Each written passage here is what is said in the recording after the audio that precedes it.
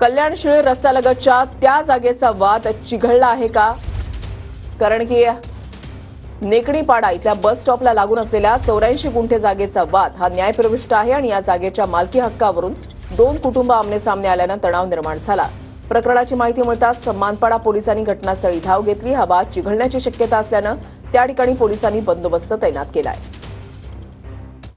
Police असतानाही आम्हाला आमची जागा असताना पोलिसांनी आम्हाला बाहेर काढलं होतं आणि तरी पण त्यांना कंटेनर घेऊन आले होते। यावेळेस पण मागच्या वेळेस पण ते कंटेनर घेऊन आले होते, तरी आम्ही त्यांना आतमध्ये घेऊन गेलो। मानपाडा पोलीस स्टेशन असो का CP ऑफिस असो का कमिशनर ऑफिस असो, आम्ही सगळीकडे वारंवार लेटर पाठवतो, पण त्याचा काय प्रतिसाद आम्हाला मिळत नाहीये।